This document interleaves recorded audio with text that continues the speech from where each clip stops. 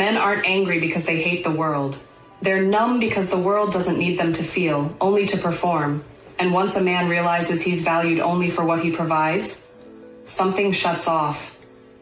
Look, if all he does is go to work, go home and then lie on the couch, scroll on his phone for a little bit, overthinks everything, watches football and drinks a few beers in the evening, then I would call him a true husband material. If you are a man in public, give us some space. If you see a woman, just give us some space. I don't care if you're the nicest man on the planet and you have the best intentions. I don't know who all these women are, because the vast majority, if not every single woman I've spoken with, wants to be approached in public again, wants to be approached in public again, wants to be approached in public again. First of all, your mama. Guys, you don't know how sweet this is in 2025. He opened every single door, pushed out every single chair, paid for every drink without debate, and helped me put on my jacket when it was time to go outside. Well, I didn't like him because he just paid. That wasn't it. It was because I felt taken care of. I felt like a princess, okay? I could just relax and be feminine and be sweet and enjoy his company, really like bask in his manliness, okay? That is the feeling you want from your woman, okay? That is how you treat a girl. Being a gentleman is not being a simp. It is the cheat code to getting the woman of your dreams in 2025. And you're gonna win because most guys don't do it anymore. Yes, chivalry still slaps. My name is Domo. I will tell you like it is. Schedule a call in bio. Let's get you that girlfriend. A lot of these modern women continue to tell men that they're not needed and they're not necessary, all the while expecting that man to step up, protect, provide, and quote unquote still be a man. I'm gonna make this clear for everyone. Oh, goody. Another woman talking about the supposed male loneliness epidemic and how bad it really is. Male loneliness epidemic. Hi. Is it really? Then why aren't more men talking about it? If it was as bad as a lot of women seem to think that it is, then a person would imagine that it would be brought up more by men. But it's not. Female loneliness epidemic. 0. Why? Yes, why? Because from what I have seen, that really isn't what's actually going on. You make us feel lonely. We don't feel lonely alone. Now, that's not entirely true. Now is it? If it was, then there wouldn't be so many women asking the question of where do they find a good man. But there are a lot of lonely individuals out there, both men as well as women. But from what I have seen, a lot of men handle being single a lot better than some women do. So I think some women have actually tried to convince themselves that men are just as miserable as some of them are.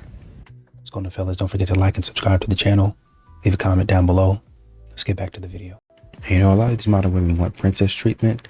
They want a man to give them a good life, but they not really giving a man anything to look forward to. And so at some point in time, you're going to have a breaking point where a man is like, man, I'm not being appreciated for anything. And he's just going to move on. If you want a masculine man but have no idea how to go about getting one, this video is for you. Avoid approaching a man first, asking for his number, or asking him out on a date. The goal is to attract a man to you and let him do the pursuing. Providing for a man, even just 50-50, is the complete opposite of embodying feminine energy. Plus, masculine men want to fill the role of provider. They're not looking for a business partner. Not only does hooking up too early run the risk of attracting a weak man who isn't commitment-minded, but it's important to remember that sex creates a chemical bond. If he's not cool with waiting, he probably isn't interested in you for the long haul anyway. We need to vet our dates through a sober lens. One glass of wine at dinner won't hurt, but keeping your head about you is a must. Feminine women see chivalrous acts as his way of expressing that women are valuable, not unequal or beneath him. Graciously thank him when he buys you a coffee, opens a door, or helps you put on your coat. If you want to avoid attracting a weak or submissive man, then you should embody feminine energy from the start. You'll end up with a better match who makes you much happier in the long run. For more healthy dating advice, go ahead and give us a follow. A lot of these brothers out here are really just putting a bunch of effort. They're just giving a whole bunch of effort and not really getting anything back in return. That doesn't really make sense. I don't think modern women understand that. That doesn't really make sense to keep on doing it if you're not going to give back to me what I'm giving to you. Have you realized when we have most ladies who speak on marriage, it's normally based on their own experience, not ideally what marriage and the institution of marriage is about. So let's say we have a divorcee who is bitter and who starts saying bad things about marriage. They come to social media, they use their platforms, and they start saying men are this, men are that. And what does it do to the average young lady who is still looking forward towards marriage? They become indoctrinated with these bad doctrine that come from these bitter old women, and they start treating men in a certain way. So already the lady is going into marriage protecting herself, selfish, thinking about herself, thinking about how can I best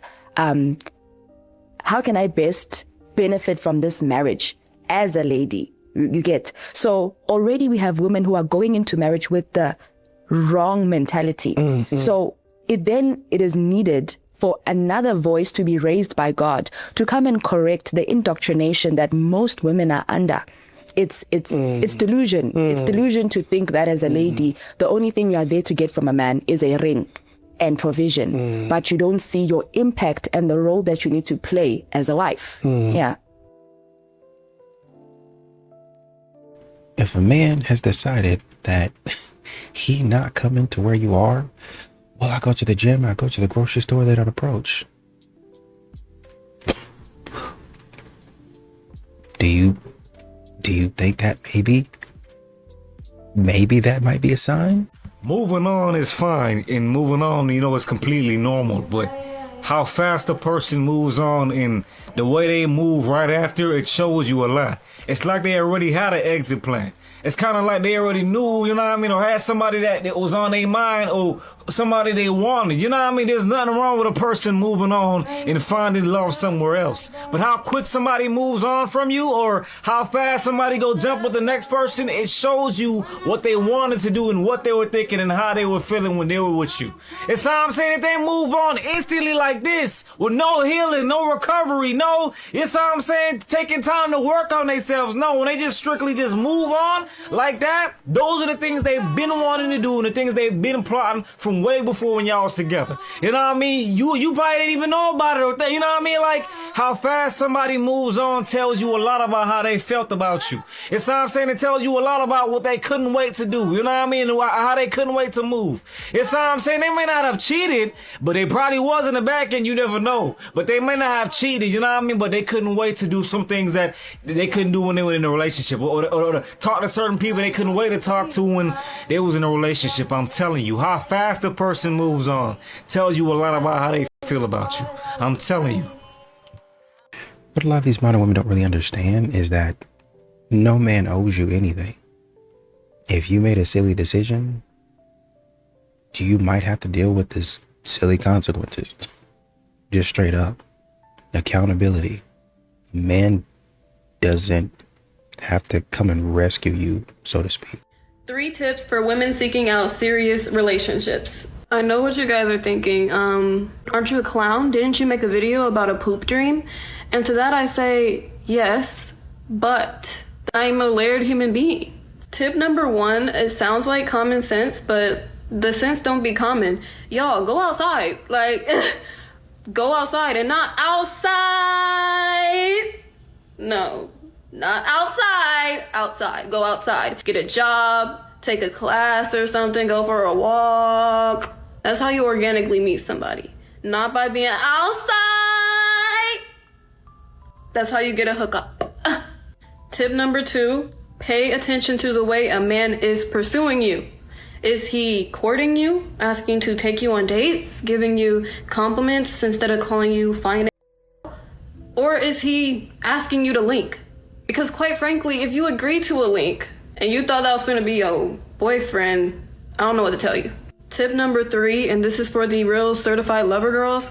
Y'all, hookup culture is never going to work for us. I promise you. Just stop trying to do it. It's not going to give you the status. Like, it's not going to give you what you're looking for. You're going to feel like shit. Wait till you can see it in that man's eyes that he loves you. If you can see in his eyes that he loves you without him even having to say a thing, then give it to him. A lot of modern women still don't respect men. They think it's enough just to every so often throw them a bone. And, you know, in the figurative sense, that's, oh, you know, I'll give you something just so I don't feel terrible as a human being. But men are aware that you really actually, honestly and truly despise them. Boyfriend material versus husband material. What's the difference between the two? Hello, my name is Carla, and restoring healthy mindsets is my thing. Boyfriend material won't know how to keep you, so what he will do is play games, while husband material will not risk the chances of losing you. Disclaimer, by no means is this to offend any man or any man in a relationship. I'm just trying to help my ladies out. Let me give you an example of what I mean by boyfriend material will only play games. If the guy is consistently threatening the relationship, aka we need to break up, we should break up, or think that by having you he should make you jealous, or prioritizing his guy friends over you, basically when he's not scared to lose you because he doesn't know how to value a woman by his side, that's boyfriend material. At this point he shouldn't even have a girl. But a lot of guys do it, and in part is because we let them, but that doesn't mean that it's okay. Whereas husband material, they know that a good woman is hard to come by, so they will not risk anything or put themselves in a situation where they could potentially disrespect you and potentially lose you because they value you, even if they have to defend you from his family. Toxic relatives is like a separate topic, but I'll give you a brief example. Before I went to go visit my husband's family in Louisiana, I told him that I was terrified, I was scared, because I was going to be the first Chicana Mexican woman in his family. He is Caucasian, and I was a little bit terrified. And you want to know what he told me? He told me, well, if they disrespect you in any shape, way, or form, we never have to see them ever again. And that's how it should be. Husband material know how to prioritize their woman, and they won't leave chance of potentially losing you. And even thinking about a lot of these events, you know, it's like, oh, well, the men don't show up. Maybe that's a signal. Maybe that's a sign. Maybe that's feedback to you that maybe my event is somewhere that men don't feel safe. But once again, modern women don't care anything about that. So they probably not even going to listen to that signal either.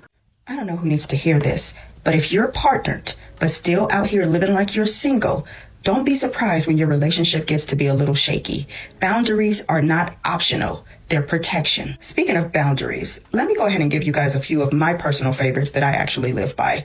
Feel free to steal any of them that you want. Number 1, there is no work husband, work wife nonsense. It's not cute. It's disrespectful. Because intimacy doesn't start in the bedroom. It starts with jokes, conversations, and shared time. Do not play with fire. Number 2, I don't vent about my partner to the opposite. If I got an issue with him, I'm going to bring it to him. Me telling another man about our private issues creates emotional intimacy where it doesn't belong.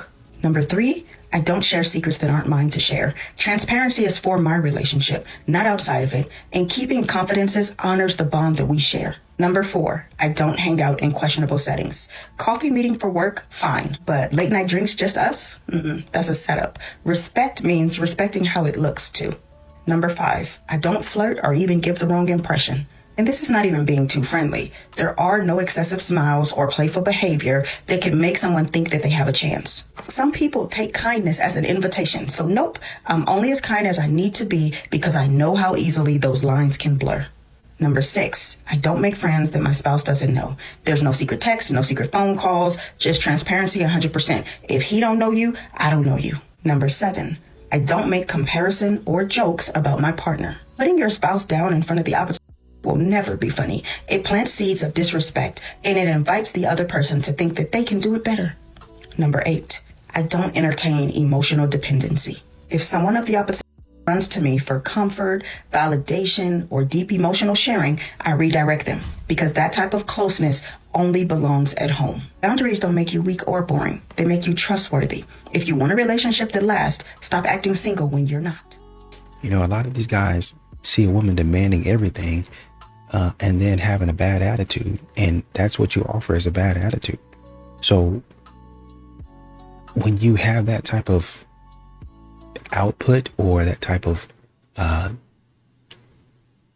result, that action, then a lot of men are going to start choosing to opt out. Nah, that can't be true. We're simple. Took a group of men and went through the 9 steps and talked about what would happen if each one didn't happen, it was validated by the men. Oh yeah, you do need to do all of that. The 9 steps of what the man needs to be doing to respond to women. No, what a woman has to do in expressing her needs. Oh, to a man. I see. To a man, to support him in giving her what she needs, which men want to give us what we need, but for him to understand what it is and what it would look like and what it would provide for her and have the chance to say what he would need from her to give it to her. Unfortunately, just starting with the first step, you have to, for the first step to make sense, the first step is ask for a time to talk. Why should I have to ask for a time to talk? I'm his wife. Well, because, and then that's the whole conversation of single focus and their intensity about doing what they're doing when they're doing it, because their brains are built that way. And if we try to tell a man what we need, and we try to do this all the time, while he's in the middle of something else, he can barely hear it, let alone take it in, interact with it, and then take it on. You know, y'all have to start realizing that a lot of the things that y'all are asking for, a man's not really going to continue to do. I want a man that's generous. I want a man that's chivalrous. I want a man that values my opinion, that sees me as an equal.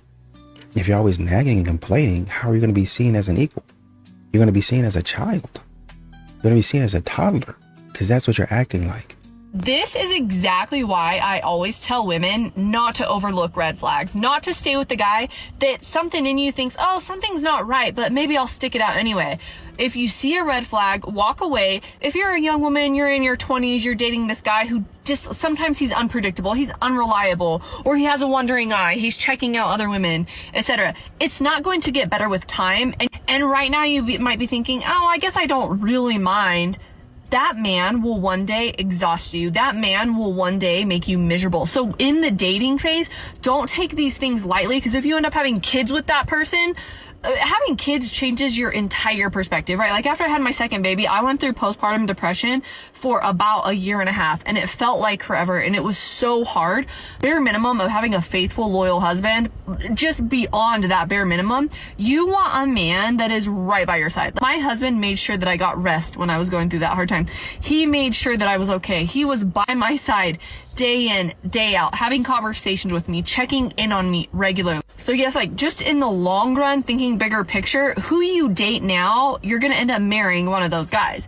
So that's why I always tell women, don't overlook those red flags, because if you end up having kids with this guy, he's going to make you miserable, right? Like, and then just the normal life changes. Obviously, as we all get older, men and women, things happen to us, like men's testosterone declines, women go through menopause. You want to be in that journey with someone, with a man that is 100% loyal, like I said, bare minimum, faithful. You don't want to be wondering like, oh my gosh, is he going to get with someone younger? Is he going to be looking around? Is he going to be impatient with me? No, like that's why you look at his character when you are dating him, because life throws all kinds of ups and downs, even just the loss of a loved one, going through that grieving process, the loss of a job, the transition of moving. You want a man that doesn't make your life worse, that takes care of you, that loves you, that looks out for you.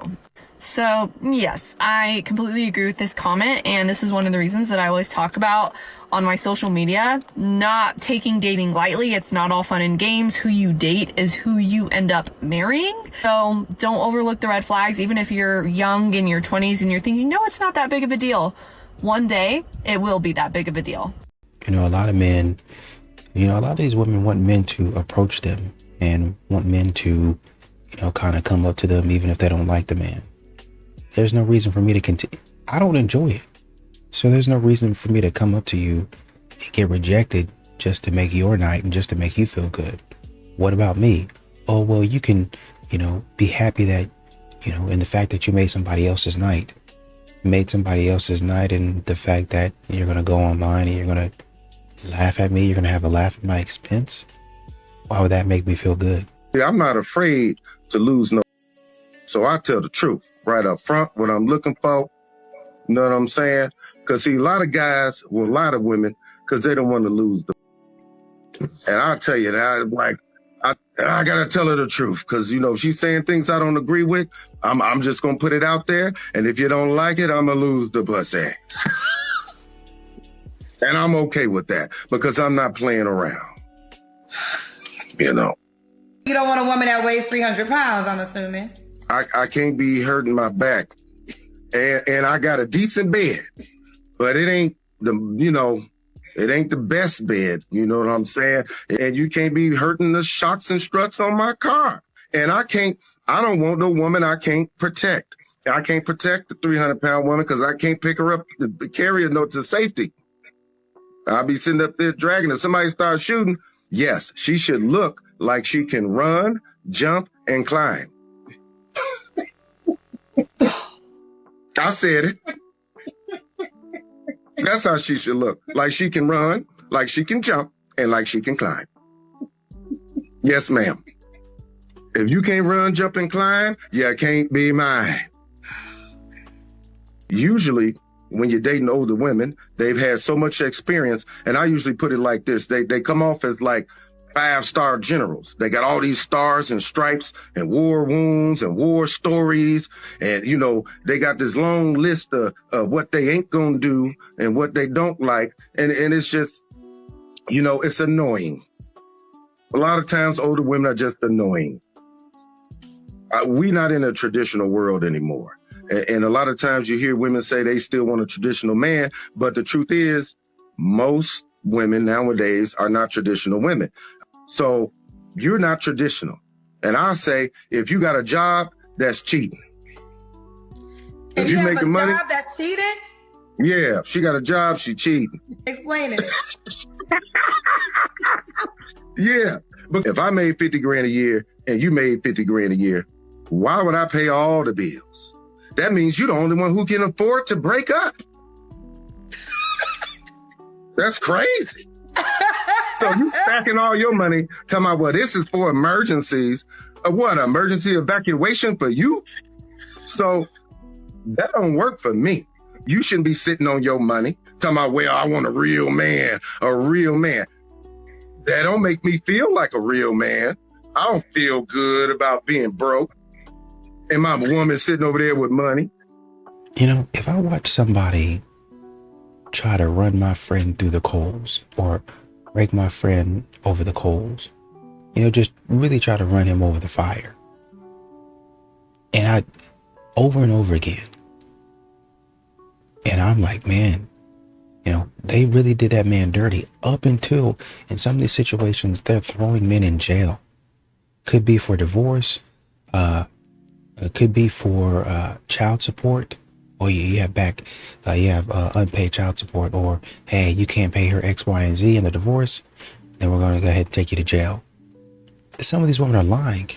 So if I see my friend going through that, or if I've been through that myself, do you think that I'm going to be willing to run out here and date a woman that's been popping off at the mouth that sounds like a woman that's done that before?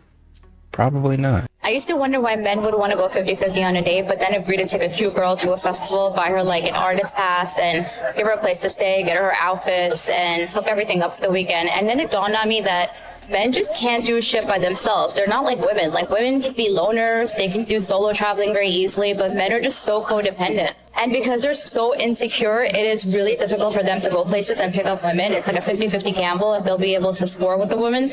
And so it's just easier for them to rent one, basically. And that's honestly what it feels like. It's just an arrangement because they're not in committed relationships with these women, but these women will definitely just go to a festival with them because men can't do by themselves. What kind of a society have we become? Maybe we were all just like this and I'm woke. I don't know. What do you guys think? Nothing is more humbling than getting all dressed up and then having to drive a Nissan Altima. Like getting down into a low car to drive in your heels. And it actually makes me want to Uber everywhere.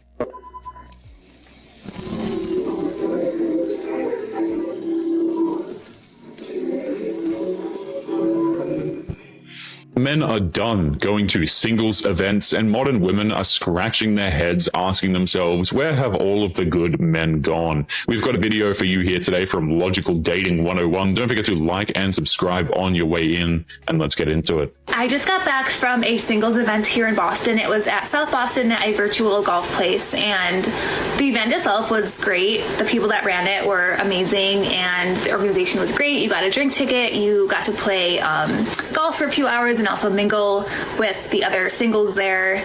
I've been to other events similar to this in the city, both speed dating and then also other mixer type events. And I feel like the takeaways have been the same, and I've met so many great, amazing, beautiful, successful women at these events, but there's not really great guys attending these events. Men typically want to play golf to enjoy peace and quiet with his friends. The exact opposite of that is modern women who are drinking alcohol and are so socially incompetent that they need to go to singles events to meet men. And I also talked with the people that put the event on, and they said the same thing. They mentioned how fast the women's tickets sold out, but then even leading up to the event, like a few hours before, like they still had so many men's tickets left.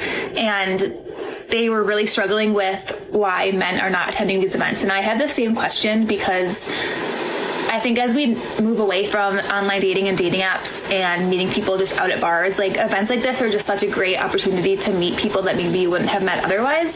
The only people who seem to be confused as to why men aren't going to singles events are the event organizers and the women who attend them. And the sad part is that men have made it no secret why we're not bothering with these events. There's no point whatsoever. I just don't know why there's not like quality men attending these events. Like, where are they? The event was great. Like, I met some great women, went with a friend, and it was a fun time. But the purpose was to potentially meet people to chat with and date, and I literally met nobody. I'm just curious, A, why people are not attending these events, and then B, as someone that holds events in Boston and the city, and I've talked about hosting dating events, how can we get men to attend these events? I tried to bring like someone I previously dated, but we're just friends now, and he was like, that's my worst nightmare, is attending an event like this. So yeah, I'm just curious people's thoughts about how we can increase attendance. There is no way that you can convince single men to attend these events. For starters, the men they desire have no use for the events in the first place. They get women no problem. And Hear me. When there's nothing left to figure out, there's nothing left to invest in. Attraction is not just about how much she likes you. It also involves how much she thinks about you when you're not there. And thinking requires uncertainty. It requires her mind to fill the blanks. So when you reveal everything too quickly, you remove the very mechanism that makes her lean in. Being not easy to read starts with emotional pacing. You match the stage of the interaction instead of jumping ahead of it. If you've only been talking for a few days, your energy should reflect that. You're engaged, but not invested.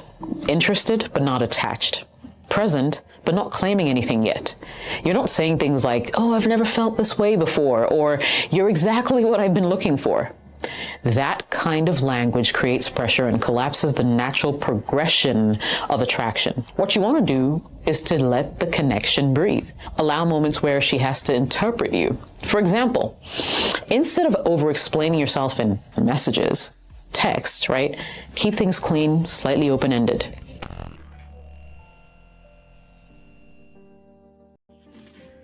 When a real man loves you or like you, we treat y'all like babies. What do you do when you have a baby? You gentle and you aware of the surroundings.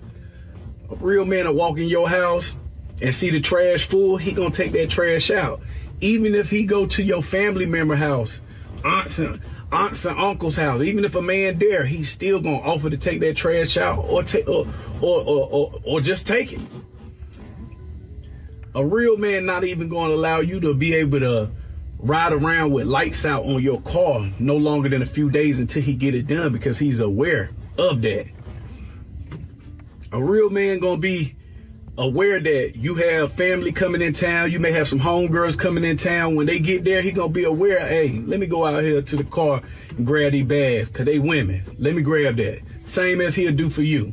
A real man going to be aware that you done went to the grocery store.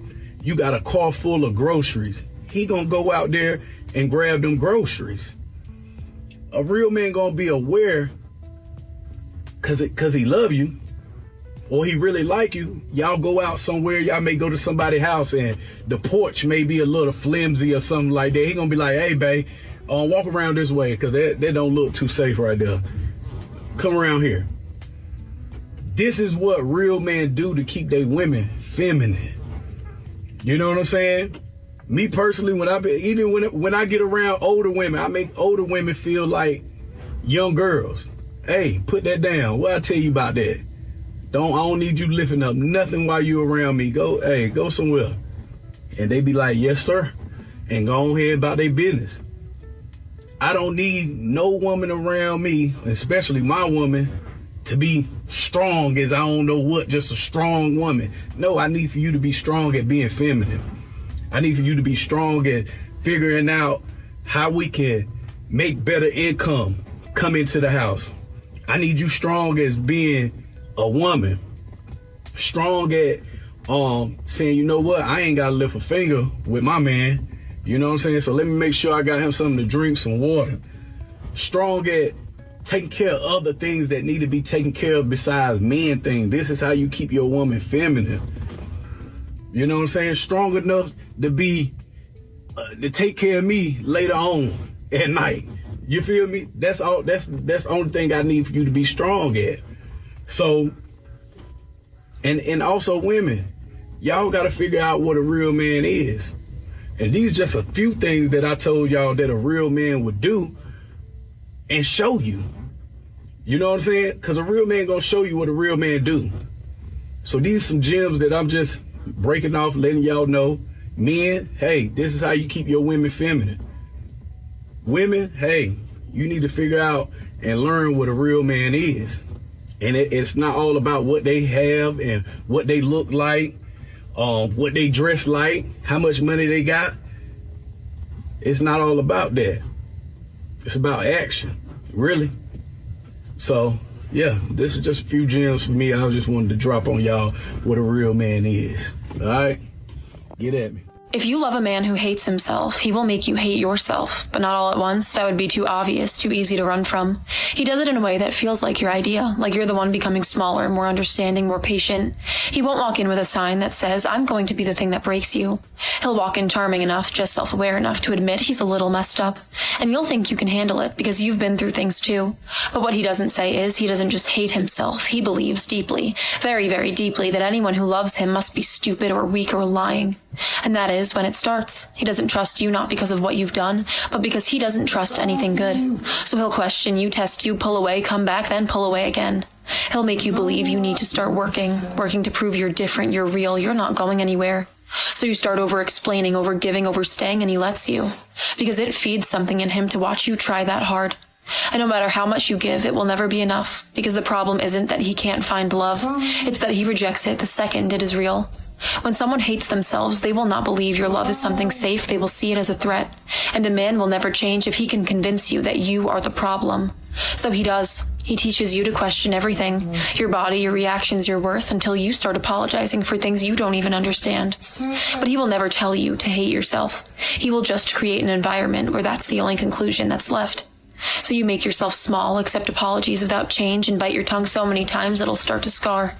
You will call it love, but love it is not. It's you learning how to see yourself the way he already does. And that's how it ends. You don't just lose him. You lose the ability to look in the mirror without picking yourself apart. That's what loving a man who hates himself does. It doesn't just break you. It teaches you how to do it on your own. So I just watched a video where a woman says that she left the man that she loved for the man that she deserves.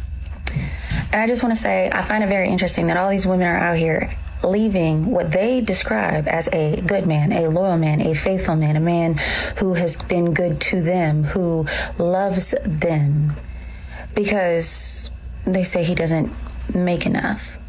It all comes down to money, and we know that because when you start talking about what it is that you deserve, you're not talking about a better man. You're talking about a man who has more money, a man who can provide the quote-unquote lifestyle that you feel you and your future, not even existing, future children deserve. I find it very interesting, and I'm highlighting and focusing on some words here because I want you guys to understand that when you spend time with someone, when you spend years with someone who believes that they are pouring into you and that they are being poured into, who believes that they are growing with someone. This woman said she was with this person for 10 years and decided to leave him. I find it so interesting, and I want you to understand that when you find that man you believe you deserve, and he turns around and he does the same thing to you, it will be what you deserve. When he leaves you, high and dry because it was never about love, and instead it was about the tangible things. And when you no longer look how you look, and when you no longer behave how you did pre-children, and he leaves you because there was no feeling or emotion, no commitment to you, there was just a transaction, that will be what you deserve. Period. You know, and another thing, when y'all making y'all's demands and all this other nonsense, what y'all need to, you know, maybe when you're making your list and your strategy and, you know, doing it for the plot, maybe y'all can start understanding how the plot actually works. We went here and there were no men. We said this and the men stopped showing up. We went over here and wow, we were dressed like this and no men approached us. So maybe now we start to understand the plot and the storyline, and we say, well, maybe men were serious about what they said. They don't like me dressed in a certain way. They don't like me talking a certain way. They don't like me acting a certain way. If I don't do these things or severely limit these things, maybe he'll say, oh, she actually has some discipline. I think I'll give it a shot.